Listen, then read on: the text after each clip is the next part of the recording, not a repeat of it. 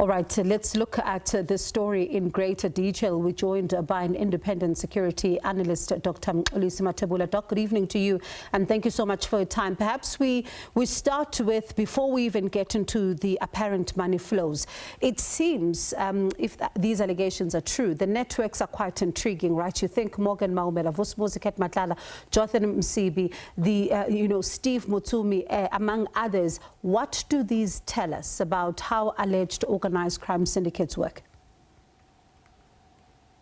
Good evening, Bongiwe. Good evening to the viewers. The dots are starting to connect nicely as far as you remember the allegations that were made by General Mkhonazi about the Big Five. The way I see it, it looks like it started to connect. Now we can see who is who in the Zoom. But what came out today is that Mr. Msibi, it looks like he was the main man as far as these members are concerned, who are part of an organized crime, as you nicely said it. This is a cartel that they were so organized, and in their organization, they were not looking only at one thing, maybe tenders and everything. They were looking at a number of things that could bring money on the table. But I'm so happy that the dots are starting to connect. In light of that, then, how important is it going to be that we get to hear more of the detail about these apparent movements of money? It is very important because now we can link up Matlala to Maumela, to Msibi, and today also a new name came up, the name of Agrippa Khoza. We don't even know who that person is. Some of us, maybe others may know.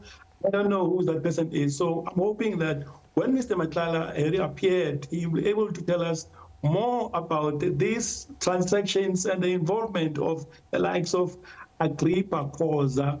But it's quite interesting. Organized crime, it's too deep in South Africa, very deep. And the police, even if they can try to deal with it, but I think the approach needs to change if they are willing to deal with the organized crime.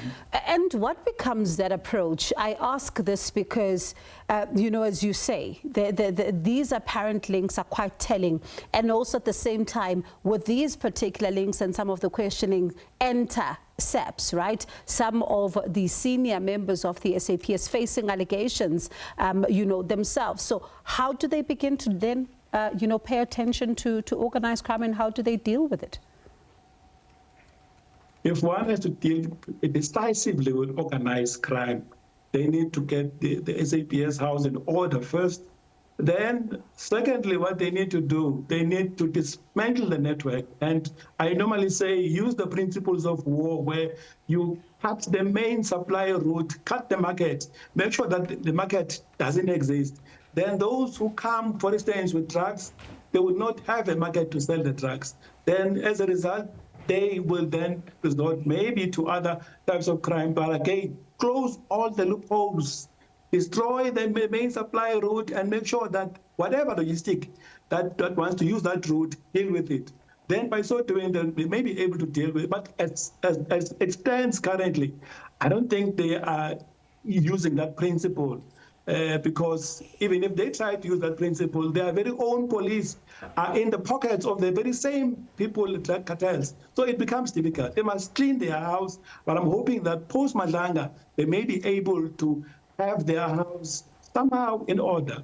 Matlala, giving the Commission a sense of his relationship with Hangwani Maumela and the fact that he says that he introduced Maumela to Jonathan Msibi. How crucial is this particular detail, and how important will it be then for the Commission to hear from Maumela now? You remember, Bongiwe, that Mswazi Matlala did not want to talk about Maumela at all. He did not want to talk about the likes of Karim at all. But now if you look at his Mr. Karim's testimony, at some point Mr. Karim said he borrowed Matlala money, but Matlala paid him the money, and he said he must also pay Maumela. So, and Mr. Karim said he was not close to Maumela, but Matlala was very close to Maumela. The question is, why would Matlala pay Karim to pay Maumela? So that's another chain that we are looking at. But I think it's high time that we see the face of Mr. Maumela, because most of us have never seen his face, on TV, even on social media. But it's high time that he showed his face and he tells us exactly who he is, what was his connection with the likes of Matlala and the likes of Msibi, and what was the reason for Matlala to introduce Maumela to Msibi. But the way I see it, these people, they're talking money, hard cash money, they're talking millions. So Maumela is moneyed. Matlala is into the money business. Mr. Msibi is in the money business. So this is a syndicate that only deals with money. How do they get the money? They don't care. They can do whatever to get money. Quite interesting. And in another matter that is somehow related, but playing itself out in a different platform, Brown Mswazi, we're hearing today in court that he apparently disguised himself in an attempt to escape from police cells. How wild is that? Brown Mswazi, he once called himself an agent. So you'd expect that from an agent, because an agent are very trained individuals that always want to find ways to behave like they are Rambos or they are Schwarzeneggers. So he's one of those. I think he must just make peace that he's behind bars and faces the consequences that comes with whatever that he has just is alleged to have done. Because what he's doing currently is making matters worse for himself. Instead of sitting behind bars, let his lawyers do the business. So currently, the lawyers are fighting a losing battle. They must just give up on the bail issue and let him stay behind bars, because now there's another issue on the table. How do they deal with it? It's quite telling that Mawande and I are laughing when you mentioned Rambo, so it speaks about the age bracket and which era we come from. But thank you so much, Doc, for your time. Appreciate it. Independent Security Analyst Dr. Mxolisi Mathebula, they're speaking to